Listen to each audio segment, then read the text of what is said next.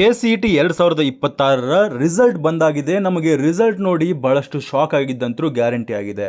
ಈಗ ನನಗೆ 50,000 ರ್ಯಾಂಕ್ ಬಂದಿದೆ, ನನಗೆ 1,00,000 ರ್ಯಾಂಕ್ ಬಂದಿದೆ, ನನಗೆ 30,000 ರ್ಯಾಂಕ್ ಬಂದಿದೆ, ನನಗೆ 80,000 ರ್ಯಾಂಕ್ ಬಂದಿದೆ. ನಿಮ್ಮ ರ್ಯಾಂಕ್ ಯಾವುದೇ ಆದರೂ ಆಗಿರಲಿ, 2 ಲಕ್ಷ ಆದರೂ ಆಗಿರಲಿ, ನಾನು ಇವತ್ತು ಒಂದು ಟ್ರಿಕ್ಕನ್ನು ಹೇಳಲಿದ್ದೇನೆ. ನಿಮ್ಮ ರ್ಯಾಂಕ್ ಎಷ್ಟಿದೆಯೋ ಆ ಒಂದು ರ್ಯಾಂಕಿಗೆ ಯಾವ ರೀತಿ ಒಂದು ಸ್ಟ್ರಾಟಜಿಯನ್ನು ನೀವು ಮಾಡ್ಕೊಳ್ಬೇಕು. ನಿಮ್ಮ ರ್ಯಾಂಕ್ ಎಷ್ಟೇ ಕಡಿಮೆ ಆಗಿರಲಿ ಅದನ್ನು ಚಿಂತೆ ಬಿಟ್ಬಿಡಿ, ಆ ರ್ಯಾಂಕ್ ಬಗ್ಗೆ ಯೋಚನೆ ಮಾಡೋದಕ್ಕೆ ಹೋಗಬೇಡಿ. ಇನ್ನು ಮುಂದೆ ನೀವು ಏನು ಮಾಡಬೇಕೆಂಬುದನ್ನು ನಾನು ಹೇಳಲಿದ್ದೇನೆ. ನಿಮ್ಮ ರ್ಯಾಂಕಿಗೆ ಯಾವ ಕಾಲೇಜನ್ನು ನೀವು ಸೆಲೆಕ್ಟ್ ಮಾಡ್ಕೊಳ್ಬೇಕು, ಯಾವ ಬ್ರ್ಯಾಂಚನ್ನು ಸೆಲೆಕ್ಟ್ ಮಾಡ್ಕೊಳ್ಬೇಕು, ಯಾವ ರೀತಿಯ ಕೋರ್ಸನ್ನು ಸೆಲೆಕ್ಟ್ ಮಾಡ್ಕೊಳ್ಬೇಕು ಎಂಬುದನ್ನು ಈ ಒಂದು ವಿಡಿಯೋದಲ್ಲಿ ಹೇಳಲಿದ್ದೇನೆ. ಪೂರ್ತಿಯಾದಂತಹ ವಿಡಿಯೋನ ನೋಡಿ. ಅಷ್ಟೇ ಅಲ್ಲದೆ ನಿಮ್ಮ ಫ್ರೆಂಡ್ಸ್ಗಳು ಕೂಡ ಯಾರ್ಯಾರಿಗೆ ಕಡಿಮೆ ರ್ಯಾಂಕ್ ಬಂದಿದೆಯೋ ಅವರಿಗೆಲ್ಲರಿಗೂ ಕೂಡ ಈ ಒಂದು ವಿಷಯವನ್ನು ಶೇರ್ ಮಾಡಿ. ಬಹಳ ಜನರು ಏನು ಮಾಡ್ತಾರಂದ್ರೆ, ಈಗ ಆಲ್ರೆಡಿ ನಮ್ಮ ರಿಸಲ್ಟ್ ಬಂದಿದೆ, ವೆರಿಫಿಕೇಶನ್ ಸ್ಲಿಪ್ ಡೌನ್ಲೋಡ್ ಮಾಡ್ಕೊಂಡಿದ್ದೇವೆ, KCET ಕೌನ್ಸಿಲಿಂಗ್ ಸ್ಟಾರ್ಟ್ ಆಗಲಿ, ನಾನು ಅವಾಗೇ ಎಲ್ಲ ಪ್ರಿಪ್ರೇಷನ್ ಮಾಡ್ಕೊಳ್ತೇನೆ ಅಂತ ಬಹಳ ಜನ ವೇಟ್ ಮಾಡ್ತಾ ಇರ್ತಾರೆ. ಅದು ತಪ್ಪು. ನೀವು ಏನು ಮಾಡಬೇಕಂದ್ರೆ, ಈ ಒಂದು ಪೀರಿಯಡ್ ಇದೆಯಲ್ಲ, ಈ ವೆರಿಫಿಕೇಶನ್ ಸ್ಲಿಪ್ಪಿಂದ ಹಿಡ್ಕೊಂಡು ಈ ರೌಂಡ್ ಸ್ಟಾರ್ಟ್ ಆಗೋಕ್ಕಿಂತ ಮುಂಚೆ ಎಷ್ಟು ಟೈಮ್ ಪೀರಿಯಡ್ ಇದೆಯಲ್ಲ, ಈ ಟೈಮ್ ಪೀರಿಯಡ್ ಬಹಳಷ್ಟು ಮುಖ್ಯವಾದಂತಹ ಟೈಮ್ ಪೀರಿಯಡ್.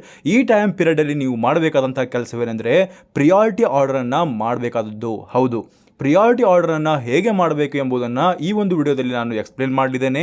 ಅಷ್ಟೇ ಅಲ್ಲದೆ ಈ ವಿಡಿಯೋನ ನೋಡಿದ ಮೇಲೂ ಕೂಡ ನಿಮಗೆ ಪರ್ಫೆಕ್ಟ್ ಆಗಿರುವಂಥ ಪ್ರಿಯಾರಿಟಿ ಲಿಸ್ಟನ್ನು ಮಾಡಲಿಕ್ಕೆ ಆಗಲಿಲ್ಲ ಅಂದರೆ ಖಂಡಿತವಾಗಿ ನಮಗೂ ಕೂಡ ಅಪ್ರೋಚ್ ಮಾಡಿ ನಮ್ಮ ಕಡೆಯಿಂದ ನೀವು ಪ್ರಿಯಾರಿಟಿ ಆರ್ಡರ್ನ ಪಡ್ಕೊಳ್ಬೋದು. ಬಟ್ ಅಮೌಂಟ್ ಇರುತ್ತೆ, ಅದಕ್ಕೆ ಅಮೌಂಟನ್ನು ಪೇ ಮಾಡಿಕೊಂಡು ನೀವು ಪ್ರಿಯಾರಿಟಿ ಆರ್ಡರ್ನ ಪಡ್ಕೊಳ್ಬೋದಾಗಿರುತ್ತೆ. ಹಾಗಿದ್ರೆ ಬನ್ನಿ ಈ ಒಂದು ವಿಡಿಯೋನ ಆರಂಭಿಸೋಣ. ವಿಡಿಯೋನ ಆರಂಭಿಸೋದಕ್ಕಿಂತ ಮುಂಚೆ ಚಾನಲನ್ನು ಫಸ್ಟ್ ಬಾರಿ ನೋಡ್ತಾ ಇದ್ರೆ ಸಬ್ಸ್ಕ್ರೈಬ್ ಮಾಡಿಕೊಳ್ಳಿ. KCETಗೆ ರಿಲೇಟೆಡ್ ಇರುವಂತಹ, ನೀಟ್ಗೆ ರಿಲೇಟೆಡ್ ಇರುವಂತಹ ಎಲ್ಲ ಕೌನ್ಸಿಲಿಂಗ್ ಪ್ರೊಸೀಜರ್ಗಳನ್ನು ಈ ಒಂದು ವಿಡಿಯೋದಲ್ಲಿ ನಾನು ಹೇಳಿಕೊಡಲಾಗುತ್ತೆ. ಆದ್ದರಿಂದ ಚಾನಲ್ನ ಸಬ್ಸ್ಕ್ರೈಬ್ ಮಾಡ್ಕೊಳ್ಳಿ, ಹಾಗೆ ನಿಮ್ಮ ಫ್ರೆಂಡ್ಸ್ಗಳಿಗೂ ಶೇರ್ ಮಾಡಿ. ಇವಾಗ ವಿಡಿಯೋನ ಆರಂಭಿಸೋಣ ಬನ್ನಿ. ಈಗ ನಾವು ಮಾಡಿರುವಂತಹ ಕೆಲಸವೇನೆಂದರೆ, ಆಲ್ರೆಡಿ ವೆರಿಫಿಕೇಶನ್ ಸ್ಲಿಪ್ಪನ್ನು ಡೌನ್ಲೋಡ್ ಮಾಡ್ಕೊಂಡಿದ್ದೇವೆ. ವೆರಿಫಿಕೇಶನ್ ಸ್ಲಿಪ್ಪನ್ನು ಡೌನ್ಲೋಡ್ ಮಾಡ್ಕೊಂಡ್ಮೇಲೆ ಈ ಆಪ್ಷನ್ ಎಂಟ್ರಿ ಅನ್ನೋದು ಸ್ಟಾರ್ಟ್ ಆಗುತ್ತೆ. ಈ ಆಪ್ಷನ್ ಎಂಟ್ರಿ ಅನ್ನೋದು ಇದೇ ಒಂದು ತಿಂಗಳ ಲಾಸ್ಟ್ ವೀಕಲ್ಲಿ ನಡೀಬಹುದು ಅಥವಾ ಈ ಒಂದು ವೀಕಲ್ಲೇ ನಡೀಬಹುದಾಗಿರುತ್ತೆ. ಈ ಒಂದು ಆಪ್ಷನ್ ಎಂಟ್ರಿ ಸ್ಟಾರ್ಟ್ ಆದಮೇಲೆ, ಅಂದರೆ ಮುಖ್ಯವಾಗಿ ಸೀಟ್ ಮ್ಯಾಟ್ರಿಕ್ಸ್ ಬರಬೇಕಲ್ಲ, ಸೀಟ್ ಮ್ಯಾಟ್ರಿಕ್ಸ್ ಬಂದಮೇಲೆ ಪ್ರೀ ರೌಂಡ್ ಸ್ಟಾರ್ಟ್ ಆಗುತ್ತೆ. ಪ್ರೀ ರೌಂಡ್ ಸ್ಟಾರ್ಟ್ ಆದಮೇಲೆ ಫಸ್ಟ್ ರೌಂಡ್ ಸ್ಟಾರ್ಟ್ ಆಗುತ್ತೆ. ಫಸ್ಟ್ ರೌಂಡ್ ಸ್ಟಾರ್ಟ್ ಆದಮೇಲೆ ಸೆಕೆಂಡ್ ರೌಂಡ್ ಸ್ಟಾರ್ಟ್ ಆಗುತ್ತೆ.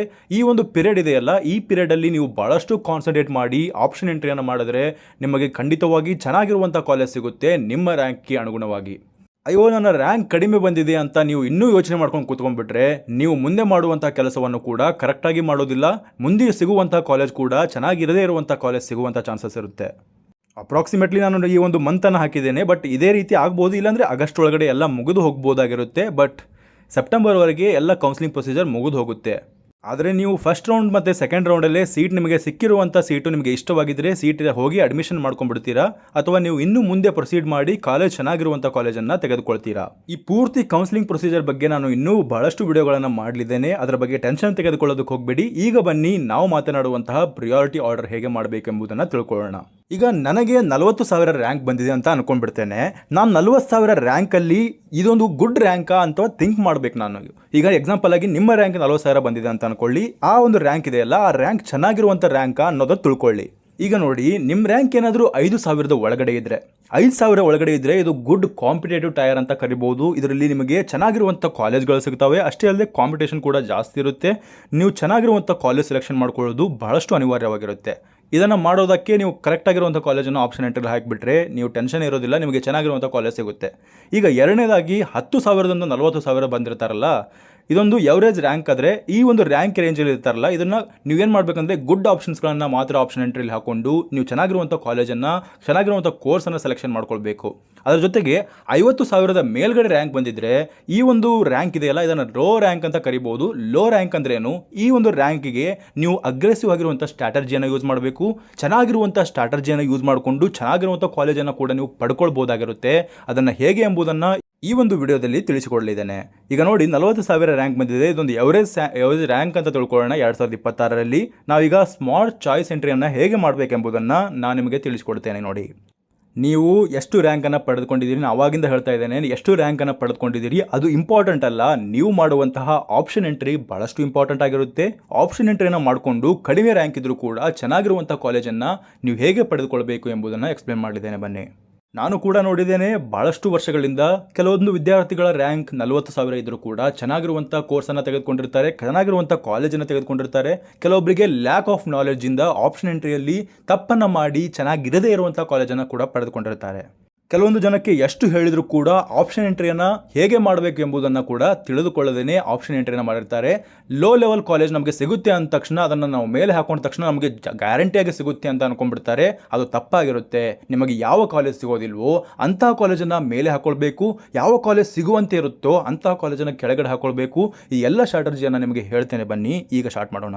ಮೊದಲಿಗೆ ನಾವು ಏನು ಮಾಡ್ಕೊಳ್ಬೇಕಂದ್ರೆ ಎಲ್ಲ ಬ್ರಾಂಚಸ್ಗಳನ್ನು ಶಾರ್ಟ್ ಲಿಸ್ಟ್ ಮಾಡ್ಕೊಳ್ಬೇಕಾಗಂದ್ರೆ ಎಕ್ಸಾಂಪಲ್ ಆಗಿ ಹೇಳ್ತಾ ಇರೋದು ನಾನು, ಇಂಜಿನಿಯರಿಂಗಲ್ಲಿ ಬ್ರಾಂಚಸ್ಗಳಿದಾವಲ್ಲ, ಈ ಬ್ರಾಂಚಸ್ಗಳನ್ನು ನಾವು ಶಾರ್ಟ್ ಲಿಸ್ಟ್ ಮಾಡ್ಕೊಳ್ಬೇಕು. ಯಾವ ರೀತಿ ಮಾಡ್ಕೊಳ್ಬೇಕು ಎಂಬುದನ್ನು ಹೇಳ್ತೇನೆ ನೋಡಿ. ಮೊದಲಿಗೆ ನಿಮಗೆ ಇಂಟ್ರೆಸ್ಟ್ ಇರೋದನ್ನು ಫಸ್ಟ್ ಇಟ್ಕೊಳ್ಬೇಕು. ಭಾಳ ಜನ ಏನು ಮಾಡ್ತಾರೆ, ಕಾಲೇಜನ್ನು ಸೆಲೆಕ್ಟ್ ಮಾಡಿಕೊಂಡು ಆ ಕಾಲೇಜಲ್ಲಿರುವಂತಹ ಎಲ್ಲದ ಬ್ರಾಂಚಸ್ಗಳನ್ನು ಹಾಕೊಂಡ್ಬಿಡ್ತಾರೆ. ಅದನ್ನು ಮಾಡಬೇಡಿ. ನಿಮಗೆ ಇಷ್ಟ ಇರುವಂತಹ ಭಾಳಷ್ಟು ಇಷ್ಟವಿರುವಂತಹ ಒಂದು ಬ್ರ್ಯಾಂಚನ್ನು ಮೊದಲು ಸೆಲೆಕ್ಟ್ ಮಾಡ್ಕೊಳ್ಳಿ. ಈಗ ಎಕ್ಸಾಂಪಲ್ ಆಗಿ ನನಗೆ ಯಾವ್ದು ಇಷ್ಟ ಇದೆ ಅಂದರೆ CS ಬ್ರಾಂಚ್ ಇಷ್ಟ ಇದೆ ಅಂತ ಅಂದ್ಕೊಳ್ಳಿ. ನನಗೆ CS ಬ್ರಾಂಚಲ್ಲಿ ನಾನು ಈ ಒಂದು ಎಂಜಿನಿಯರಿಂಗನ್ನು ಮಾಡಬೇಕಂತ ಅಂದ್ಕೊಂಡಿದ್ದೇನೆ. ನಾನು CS ಬ್ರಾಂಚನ್ನು ಸೆಲೆಕ್ಟ್ ಮಾಡ್ಕೊಳ್ತೇನೆ. ನನ್ನ ಪ್ರಿಯಾರಿಟಿ ಯಾವುದು, ಇಂಟ್ರೆಸ್ಟ್ ಯಾವುದು, ನನಗೆ CS ಬ್ರಾಂಚ್ ಇದೆ. ನನ್ನ ರ್ಯಾಂಕ್ ಕಡಿಮೆ ಇದೆ, ನಾನು ಲೋ ಸ್ಕೋಪ್ ಬ್ರಾಂಚ್ ಇರುವಂಥದ್ದನ್ನು ಸೆಲೆಕ್ಟ್ ಮಾಡ್ಕೊಳ್ತೇನೆ ಅಂದರೆ ಅದು ಕೂಡ ತಪ್ಪಾಗಿರುತ್ತೆ. ಆದ್ದರಿಂದ ನೀವು ಕಾಲೇಜನ್ನು ಶಾರ್ಟ್ ಲಿಸ್ಟ್ ಮಾಡ್ಕೊಳ್ಳೋಕ್ಕಿಂತ ಮುಂಚೆ ನಿಮ್ಮ ಬ್ರ್ಯಾಂಚನ್ನು ಶಾರ್ಟ್ ಲಿಸ್ಟ್ ಮಾಡ್ಕೊಳ್ಬೇಕು. ನಿಮಗೆ ಯಾವ ಬ್ರ್ಯಾಂಚಲ್ಲಿ ಇಂಟ್ರೆಸ್ಟ್ ಇದೆ ಎಂಬುದನ್ನು ತಿಳ್ಕೊಳ್ಬೇಕು. ನಾನು ಆಲ್ರೆಡಿ ಹಿಂದಿನ ವಿಡಿಯೋಗಳಲ್ಲಿ ಹೇಳಿದ್ದೇನೆ, CS ಬ್ರ್ಯಾಂಚನ್ನು ಮಾಡೋದಾದರೆ ಅದರಲ್ಲಿ ಇರುವಂತಹ ಒಂದು ಸ್ಕೋಪ್ ಯಾವ ರೀತಿಯಲ್ಲಿದೆ, ಅದರ ಮುಂದೆ ಜಾಬ್ ಆಪರ್ಚುನಿಟಿಗಳು ಯಾವ ರೀತಿ ಇದ್ದಾವೆ, ಅದರಲ್ಲಿ ಎಷ್ಟು ಇನ್ಕಮನ್ನು ಗಳಿಸ್ಬೋದು, ಎಷ್ಟು ನೀವು ಜಾಬಲ್ಲಿ ಒಂದು ಆಪರ್ಚುನಿಟಿಗಳು ಸಿಗ್ತಾವೆ, ಪ್ಲೇಸ್ಮೆಂಟ್ಗಳು ಸಿಗ್ತಾವೆ ಎಂಬುದನ್ನು ತಿಳ್ಕೊಳ್ಬೇಕು. ಆ ತಿಳ್ಕೊಂಡ ಮೇಲೆ ಈ ಒಂದು ಬ್ರ್ಯಾಂಚ್ ನನಗೆ ಇಷ್ಟ ಇದೆ ಅಂದಾಕ್ಷಣ ನೀವು ಏನು ಮಾಡ್ಕೊಳ್ಬೇಕು, ಅದನ್ನು ಇಂಟ್ರೆಸ್ಟಲ್ಲಿ ಫಸ್ಟ್ ಇಟ್ಕೊಳ್ಬೇಕಾಗುತ್ತೆ. ನಿಮ್ಮ ಇಂಟ್ರೆಸ್ಟ್ ಅಷ್ಟೇ ಅಲ್ಲದೆ ಮಾರ್ಕೆಟ್ ಡಿಮ್ಯಾಂಡ್ ಕೂಡ ನೋಡಬೇಕಲ್ಲ. ಈಗ AI ಆಯಿತು, ಡಾಟಾ ಸೈನ್ಸ್ ಆಯಿತು, ಕೋರ್ ಎಲೆಕ್ಟ್ರಾನಿಕ್ಸ್ ಆಯಿತು, ಮತ್ತು ಸೈಬರ್ ಸೆಕ್ಯೂರಿಟಿ ಆಯಿತು, ಈಗ ಇತ್ತೀಚೆಗೆ ಭಾಳಷ್ಟು ಒಂದು ವ್ಯಾಲ್ಯೂ ಪಡಿತಾ ಇದೆ. ಅದನ್ನು ನೀವು ಆಲ್ರೆಡಿ ಮಾಡಿರುವಂಥವರು, ಇಂಥ CS ಬ್ರಾಂಚಲ್ಲಿ ಓದಿರುವಂಥವರಿಗೆ ನೀವು ಕೇಳಿಕೊಂಡು ತಿಳ್ಕೊಳ್ಬೇಕಾಗುತ್ತೆ. ಇದನ್ನು ನೀವು ಭಾಳಷ್ಟು ಈ ಒಂದು ಕೋರ್ಸನ್ನು ತೆಗೆದುಕೊಳ್ತೀರಿ ಅಂದರೆ ಸುಮ್ಮನೆ ನಮ್ಮ ನಾಲೆಡ್ಜ್ಗೆ ತಕ್ಕಂಗೆ ನಾವು ಆಪ್ಷನ್ ಎಂಟ್ರಿ ಮಾಡ್ಕೊಳ್ಳೋದಲ್ಲ. ಭಾಳಷ್ಟು ಜನ ವಿಷಯವನ್ನು ತಿಳ್ಕೊಂಡಿರೋರಿಗೆ ನೀವು ಕಾಂಟ್ಯಾಕ್ಟ್ ಮಾಡಿ ಇದು ಹೇಗೆ ಮಾಡಬೇಕು ಎಂಬುದನ್ನು ನೀವು ತಿಳ್ಕೊಳ್ಬೇಕಾಗುತ್ತೆ. ನನಗೀಗ ಒಂದು ಐಡಿಯಾ ಬಂದಿದೆ. ನನಗೆ CS ಬ್ರಾಂಚನ್ನು ಮಾಡಬೇಕಂತ ಅಂದ್ಕೊಂಡಿದ್ದೇನೆ. ನಾನು E&C ಮಾಡಬೇಕಂತ ಅಂದ್ಕೊಂಡಿದ್ದೇನೆ. ಇವು ಎರಡನ್ನು ಬಿಟ್ಟು ನಾನು ಬೇರೆ ಯಾವುದರಲ್ಲೂ ಇಂಟ್ರೆಸ್ಟ್ ಇಲ್ಲ ನನಗೆ ಅಂತ ಅಂದ್ಕೊಂಡ್ರೆ ನೀವು ಎರಡು ರೀತಿಯ ಸ್ಟ್ರಾಟಜಿಗಳನ್ನು ಮಾಡ್ಕೊಳ್ಬೇಕು. ಎರಡು ರೀತಿಯ ಸ್ಟ್ರಾಟಜಿ ಅಂದರೆ ಏನು? ಒಂದು ಸ್ಟ್ರಾಟಜಿ, ಈ ಸ್ಟ್ರಾಟಜಿಯನ್ನು ನಾನು ಸ್ಟ್ರಾಟಜಿ A ಅಂತ ಕರಿತೇನೆ. ಸ್ಟ್ರಾಟಜಿ A ಅಲ್ಲಿ ಏನು ಮಾಡ್ಕೊಳ್ತೀರಾ ಅಂದರೆ ಗುಡ್ ಬ್ರಾಂಚಸ್ಗಳನ್ನು ನೀವು ಮೀಡಿಯಂ ಲೆವೆಲ್ ಇರುವಂತಹ ಕಾಲೇಜ್ಗಳಲ್ಲಿ ಸೆಲೆಕ್ಟ್ ಮಾಡ್ಕೊಳ್ತೀರಾ. ಅಂದರೆ ನಾನು ಮೀಡಿಯಂ ಲೆವೆಲ್ ಕಾಲೇಜ್ಗಳಂದರೆ ನೀವು ಲಾಸ್ಟ್ ಇಯರ್ ಕಟ್ ಆಫನ್ನು ಅನಲೈಸಿಸ್ ಮಾಡಬೇಕು. ಲಾಸ್ಟ್ ಇಯರ್ ಕಟ್ ಆಫ್ಗಾಗಿ ನೀವು ಏನು ಮಾಡಬೇಕಂದ್ರೆ ನನಗೆ ಕಾಂಟ್ಯಾಕ್ಟ್ ಮಾಡ್ಬೋದು. ನಂಬರನ್ನು ನಾನು ಕೆಳಗಡೆ ಕೊಟ್ಟಿದ್ದೇನೆ. ಆ ನಂಬರಿಗೆ ಕಾಂಟ್ಯಾಕ್ಟ್ ಮಾಡಿ ನೀವು ಈ ಒಂದು PDF ತೆಗೆದುಕೊಳ್ಬೋದಾಗಿರುತ್ತೆ. ಕಟ್ ಆಫ್ PDF ಅಂದರೆ ನಿಮ್ಮ ಸ್ಪೆಸಿಫಿಕ್ ನಿಮ್ಮ ಕೆಟಗರಿಗೆ ನಾನು PDF ಮಾಡಿಕೊಡ್ತೇನೆ. ಬಟ್ ಸ್ವಲ್ಪ ಚಾರ್ಜ್ ಇರುತ್ತೆ. ಆ ಚಾರ್ಜನ್ನು ಕೊಟ್ಟು ನೀವು ಪೇ ಮಾಡಿ ತೆಗೆದುಕೊಳ್ಬೋದಾಗಿರುತ್ತೆ. ಆ ಒಂದು ನೋಡಿಕೊಂಡು ಅದರಲ್ಲಿ ಮೀಡಿಯಂ ಲೆವೆಲ್ ಕಾಲೇಜ್ಗಳನ್ನು ನೋಡಿಕೊಂಡು ನೀವು ಮೀಡಿಯಂ ಕಾಲೇಜ್ಗಳನ್ನು ಏನು ಮಾಡ್ಕೊಳ್ಬೇಕಂದ್ರೆ ಅದರಲ್ಲಿ ಗುಡ್ ಬ್ರಾಂಚಸ್ಗಳನ್ನು ಸೆಲೆಕ್ಟ್ ಮಾಡ್ಕೊಳ್ಬೇಕು. ಮೀಡಿಯಂ ಲೆವೆಲಲ್ಲಿ ಗುಡ್ ಬ್ರಾಂಚಸ್ಗಳನ್ನು ಸೆಲೆಕ್ಟ್ ಮಾಡ್ಕೊಳ್ಳೋದು ಕೂಡ ಸ್ಟ್ರಾಟಜಿ 1 ಆಗಿರುತ್ತೆ. ಅದೇ ರೀತಿಯಲ್ಲಿ ಸ್ಟ್ರಾಟಜಿ B ಅಂದ್ರೇನು? ಗುಡ್ ಕಾಲೇಜಸ್ಗಳಲ್ಲಿ ನಾನು ಚೆನ್ನಾಗಿರದೇ ಇರುವಂತಹ ಎವರೇಜ್ ಬ್ರಾಂಚನ್ನು ಸೆಲೆಕ್ಟ್ ಮಾಡ್ಕೊಳ್ತೇನೆ. ಎಕ್ಸಾಂಪಲ್ ಆಗಿ ನಾನು ಹೇಳ್ತೇನೆ ನೋಡಿ, ನನ್ನ ರ್ಯಾಂಕಿಂಗ್ 5,000 ಬಂದಿದೆ, ನನಗೆ ಜನರಲ್ ಕ್ಯಾಟಗರಿ ಬರುತ್ತೆ. ನಾನೇನು ಮಾಡ್ತೇನೆ, ಈ ಒಂದು MS ರಾಮಯ್ಯ ಕಾಲೇಜ್ ಆಗಿರ್ಬೋದು, RV ಕಾಲೇಜ್ ಆಗಿರ್ಬೋದು, ಇಂತಹ ಕಾಲೇಜಿನಲ್ಲಿ ನಾನು ಏನು ಮಾಡ್ತೇನೆ, ನನಗೆ CS ಬ್ರಾಂಚ್ ಸಿಗೋದಿಲ್ಲ ಅಂತ ನನಗೆ ಗೊತ್ತಿದೆ. ಆದ್ದರಿಂದ ನಾನು ಏನು ಮಾಡ್ತೇನೆ, E&C ಆ ಒಂದು ಕಾಲೇಜಿನಲ್ಲಿ ಸೆಲೆಕ್ಟ್ ಮಾಡ್ಕೊಳ್ತೇನೆ. ಅರ್ಥ ಆಗಿದೆ ಅಂತ ಅಂದ್ಕೊಳ್ತೇನೆ. ನಿಮಗೆ ಆ ಒಂದು ಕಾಲೇಜಿನಲ್ಲಿ ಪ್ರಿಯಾರಿಟಿ ವೈಸ್ ನೀವು ಫಸ್ಟಲ್ಲಿ ನೀವು CS ಇಟ್ಕೊಳ್ತೀರಾ. ಅದಾದಮೇಲೆ ನಾನು ಗುಡ್ ಕಾಲೇಜ್ನಲ್ಲಿ ಒಂದು ಎವರೇಜ್ ಬ್ರಾಂಚನ್ನು ಸೆಲೆಕ್ಟ್ ಮಾಡ್ಕೊಳ್ತೇನೆ. ಬಟ್ ಕಾಲೇಜಲ್ಲಿ ಗುಡ್ ಆಗಿದೆ, ಅದೇ ಸ್ಟ್ರಾಟಜಿ 1ನಲ್ಲಿ ಬ್ರಾಂಚ್ ಗುಡ್ ಆಗಿದೆ. ಈ ಎರಡು ಸ್ಟ್ರಾಟಜಿಗಳನ್ನು ಯೂಸ್ ಮಾಡಿಕೊಂಡು ನೀವು ಒಂದು ಪ್ರಿಯಾರಿಟಿ ಆರ್ಡರ್ನ ಮಾಡ್ಕೊಳ್ಬೇಕಾಗುತ್ತೆ. ಅದಕ್ಕೆ ನೀವು ಏನು ಮಾಡಬೇಕಂದ್ರೆ ಪ್ರೀವಿಯಸ್ಸಲ್ಲಿ ಇಯರಲ್ಲಿ ಆಗಿರುವಂತಹ ಒಂದು ಕಟ್ ಆಫ್ ಇದೆಯಲ್ಲ, ಥರ್ಡ್ ರೌಂಡ್ ಕಟ್ ಆಫ್ ಇದೆಯಲ್ಲ, ಆ ಒಂದು ಕಟ್ ಆಫನ್ನು ನೀವು ಅನಲೈಸಿಸ್ ಮಾಡ್ಕೊಳ್ಬೇಕು. ಅನಲೈಸಿಸ್ ಮಾಡಿಕೊಂಡು ಸೇಫ್ ಕಟ್ ಆಫ್ ಮಾರ್ಜಿನ್ ರೂಲನ್ನು ಅನುಸರಿಸಬೇಕು. Safe cut off rule margin ಅಂದರೆ ಏನು? 10,000 ರ್ಯಾಂಕ್ ಒಳಗಡೆ ಇರುವಂತಹ ಎಲ್ಲ ಕಾಲೇಜ್ಗಳನ್ನು ನೀವು ಸೆಲೆಕ್ಟ್ ಮಾಡ್ಕೊಳ್ಬೇಕು. ಅವುಗಳನ್ನು ಗುಡ್ ಕಾಲೇಜ್ಗಳಂತ ಕನ್ಸಿಡರ್ ಮಾಡ್ಕೊಳ್ಬೇಕು. ಅಂಥದ್ರಲ್ಲಿ ನಿಮ್ಮ ರ್ಯಾಂಕಿಗೆ ಯಾವ ಒಂದು ಕಾಲೇಜ್ ಸಿಗ್ತಾ ಇತ್ತು ಲಾಸ್ಟ್ ಇಯರ್ ಕಟ್ ಆಫ್ನಲ್ಲಿ, ಅಂಥ ಒಂದು ಲಿಸ್ಟನ್ನು ನೀವು ಸೈಡಲ್ಲಿ ಬರ್ಕೊಂಡು ಇಟ್ಕೊಳ್ತೀರಾ. ಆ ಒಂದು ಕಾಲೇಜ್ಗಳು ನನ್ನ ರ್ಯಾಂಕಿಗೆ ಆರಾಮಾಗಿ ಸಿಗ್ತಾ ಇದ್ದು. ನಿಮ್ಮ ರ್ಯಾಂಕಿಗೆ ಯಾವ ಕಾಲೇಜ್ ಸಿಗೋದೇ ಇಲ್ವೋ ಅಂತಹ ಕಾಲೇಜ್ಗಳನ್ನು ನೀವು ಏನು ಮಾಡ್ತೀರಾ ಅಂದರೆ ಆ ಒಂದು ಕಾಲೇಜ್ಗಳನ್ನು ಮೇಲೆ ಇಟ್ಕೊಳ್ತೀರಾ. ಆ ಒಂದು ಕಾಲೇಜನ್ನು ಬೆಸ್ಟ್ ಲೆವೆಲ್ ಕಾಲೇಜ್ಗಳಂತ ಕನ್ಸಿಡರ್ ಮಾಡ್ತೀರಾ. ಅಂತಹ ಕಾಲೇಜ್ಗಳನ್ನು ನೀವು ಯಾವತ್ತೂ ಫಸ್ಟ್ ಪ್ರಿಯಾರಿಟಿಯನ್ನು ಕೊಡಲೇಬೇಕಾಗುತ್ತೆ. ನಿಮ್ಮ ರ್ಯಾಂಕಿಗೆ ಸಿಗದೇ ಇರುವಂಥ ಕಾಲೇಜ್ಗಳನ್ನು ಫಸ್ಟ್ ಪ್ರಿಯಾರಿಟಿಯಲ್ಲಿ ಇಡ್ತೀರಾ. ಆ ಒಂದು ಕಾಲೇಜ್ನಲ್ಲಿ ಯಾವ ರೀತಿಯ ಪ್ಲೇಸ್ಮೆಂಟ್ ಇದೆ, ಆ ಒಂದು ಕಾಲೇಜ್ನಲ್ಲಿ ಯಾವ ರೀತಿಯ ಫೀ ಸ್ಟ್ರಕ್ಚರ್ ಇದೆ, ಆ ಒಂದು ಕಾಲೇಜ್ ನಿಮ್ಮ ಮನೆಗೆ ನಿಯರ್ ಬೈ ಆಗುತ್ತಾ, ಎಲ್ಲ ಫ್ಯಾಕ್ಟರ್ಸ್ಗಳನ್ನ ಕನ್ಸಿಡರ್ ಮಾಡಿಕೊಂಡು ನೀವು ಪ್ರಿಯಾರಿಟಿ ಆರ್ಡರ್ನ ಮಾಡ್ತೀರಾ. ಯಾವ ಒಂದು ಕಾಲೇಜ್ ನನಗೆ ಸಿಗೋದೇ ಇಲ್ವೋ ಅಂತಹ ಕಾಲೇಜ್ಗಳನ್ನು ಮೇಲೆ ಇಟ್ಕೊಳ್ತೀರಾ. ಯಾವ ಒಂದು ಕಾಲೇಜ್ಗಳು ನನಗೆ ಸಿಗುವಂಥ ಚಾನ್ಸಸ್ ಜಾಸ್ತಿ ಇರುತ್ತೋ ಅಂಥ ಕಾಲೇಜ್ಗಳನ್ನು ನೀವು ಒಂದು ಆರ್ಡರ್ ವೇಯಲ್ಲಿ ಬರ್ಕೊಂಡು ಇಟ್ಕೊಳ್ತೀರಾ. ಒಂದು ಎಕ್ಸಾಂಪಲನ್ನು ಕೊಡ್ತೇನೆ ನೋಡಿ. ನನ್ನ ರ್ಯಾಂಕ್ ಎಷ್ಟಿದೆ ಈ ವರ್ಷ? 50,000 ಇದೆ. ನಾನೇನು ಮಾಡ್ತೇನೆ ಅಂದರೆ 40,000ದಿಂದ 70,000 ರೇಂಜಲ್ಲಿ ಬರುವಂತಹ ಕಾಲೇಜ್ಗಳನ್ನು ಲಿಸ್ಟ್ ಮಾಡ್ಕೊಳ್ತೇನೆ. ಈ ಲಿಸ್ಟಲ್ಲಿರುವಂಥ ಕಾಲೇಜ್ಗಳು ನನಗೆ ಗ್ಯಾರಂಟಿಯಾಗಿ ಸಿಗ್ತವೆ. ಆದರೆ ನನಗೆ ಸಿಗದೇ ಇರುವಂಥದ್ದು ಯಾವುದು? 1ರಿಂದ 40,000ವರೆಗೆ ಬಂದಿರುವಂತಹ ಕಟ್ ಆಫ್ ಬಂದಿರುವಂಥ ಕಾಲೇಜ್ಗಳು ನನಗೆ ಸಿಗೋದಿಲ್ಲ, ಬ್ರಾಂಚಸ್ಗಳು ನನಗೆ ಸಿಗೋದಿಲ್ಲ. ಅಂಥ ಕಾಲೇಜ್ಗಳನ್ನು ನಾನು ಏನು ಮಾಡ್ತೇನೆ? ಫಸ್ಟ್ ಪ್ರಿಯಾರಿಟಿಯಲ್ಲಿ ಇಟ್ಕೊಳ್ತೇನೆ. ಈಗ ನಾವು 3 ಸ್ಟೆಪ್ಸ್ಗಳನ್ನು ಫಾಲೋ ಮಾಡಿದ್ದೇವೆ. ಮೊದಲಿಗೆ ಬ್ರಾಂಚನ್ನು ಸೆಲೆಕ್ಟ್ ಮಾಡ್ಕೊಂಡಿವಿ, ಬ್ರಾಂಚ್ ಆದಮೇಲೆ ಕಾಲೇಜ್ಗಳನ್ನು ಸೆಲೆಕ್ಟ್ ಮಾಡ್ಕೊಂಡಿವಿ, ನಮ್ಮ 2 ಸ್ಟ್ರಾಟಜಿಗಳನ್ನು ಯೂಸ್ ಮಾಡ್ಕೊಂಡಿವಿ. ಸ್ಟ್ರಾಟಜಿಯನ್ನು ಯೂಸ್ ಮಾಡ್ಕೊಂಡ್ಮೇಲೆ ನಮ್ಮ ಒಂದು ಕಟ್ ಆಫ್ನ ಮಾರ್ಜಿನ್ ರೂಲನ್ನು ಅನುಸರಿಸ್ಕೊಂಡಿವಿ. ಇಷ್ಟೆಲ್ಲ ಮಾಡಿದ ಮೇಲೆ ನಮ್ಮ ಒಂದು ಪ್ರಿಯಾರಿಟಿ ಆರ್ಡರ್ನ ಮಾಡ್ಕೊಳ್ತೇವೆ. ಹಾಗಾದರೆ ಈಗ ಕಾಲೇಜಿನ ಸೆಲೆಕ್ಷನ್ ಹೇಗೆ ಮಾಡಬೇಕು? ಕಾಲೇಜ್ ಸೆಲೆಕ್ಷನ್ ಕ್ರೈಟೀರಿಯಾ ಯಾವುದೇ ರೀತಿಯಲ್ಲಿರುತ್ತೆ ಅಂದರೆ, ಮೊದಲಿಗೆ ನೀವು ಏನು ನೋಡ್ಕೊಳ್ಬೇಕಂದ್ರೆ, ಪ್ರತಿಯೊಂದು ಕಾಲೇಜ್ಗಳು, ನೀವು ಹಾಕುವಂಥ ಪ್ರತಿಯೊಂದು ಕಾಲೇಜ್ಗಳ ಬಗ್ಗೆ ನಿಮಗೆ ಇನ್ಫಾರ್ಮೇಷನ್ ಗೊತ್ತಿರಬೇಕು, ಇಂಚಿಂಚು ಮಾಹಿತಿ ಕೂಡ ಗೊತ್ತಿರಬೇಕು.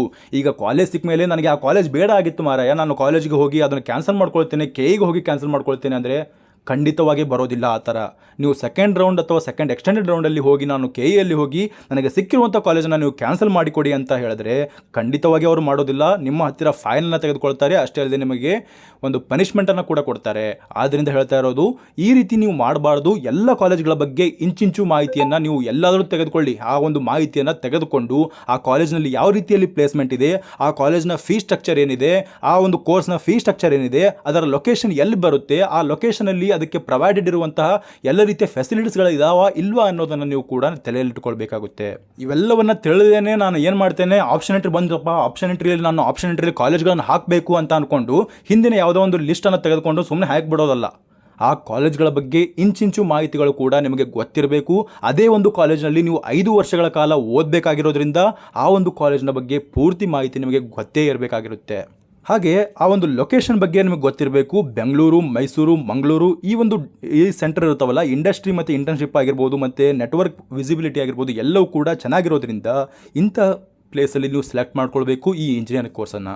ಈಗ ನಿಮಗೆ ಪ್ರಿಯಾರಿಟಿ ಆರ್ಡರ್ ಮ್ಯಾಜಿಕ್ಕನ್ನು ಹೇಳ್ಕೊಡ್ತೇನೆ ನೋಡಿ. ಈ ಪ್ರಿಯಾರಿಟಿ ಆರ್ಡರ್ ಅನ್ನೋದಿರುತ್ತಲ್ಲ, ಇದು ಬಹಳಷ್ಟು ಡೈನಾಮಿಕ್ ಫೇಸ್ ಇರುತ್ತೆ. ಈ ಒಂದು ಕೌನ್ಸಿಲಿಂಗ್ ಪ್ರೊಸೀಜರಲ್ಲಿ ಪ್ರಿಯಾರಿಟಿ ಆರ್ಡರ್ ಯಾವ ಥರ ಇರುತ್ತೆ ಅದನ್ನು ಇಂಪಾರ್ಟೆಂಟ್ ಆಗಿ ನೀವು ತಲೆಯಲ್ಲಿ ಇಟ್ಕೊಳ್ಬೇಕು. ಯಾವುದೇ ಒಂದು ಪ್ರಿಯಾರಿಟಿ ಆಗಿರಲಿ, ಯಾವುದೇ ಒಂದು ಕೋರ್ಸ್ದಾಗಿರಲಿ, ಇಂಜಿನಿಯರಿಂಗ್ ಆಗಿರಲಿ, ವೆಟರ್ನರಿ ಆಗಿರಲಿ, ಅಗ್ರಿಕಲ್ಚರ್ ಆಗಿರಲಿ, ಯಾವುದೇ ಒಂದು ಕೋರ್ಸನ್ನು ನೀವು ಆಪ್ಷನ್ ಎಂಟ್ರಿಯಲ್ಲಿ ಹಾಕ್ತೀನಿ ಅಂದರೆ ನಿಮ್ಮ ಪ್ರಿಯಾರಿಟಿ ಆರ್ಡರ್ ಭಾಳಷ್ಟು ಇಂಪಾರ್ಟೆಂಟ್ ಪ್ಲೇಸನ್ನು ಹೊಂದಿರುತ್ತೆ.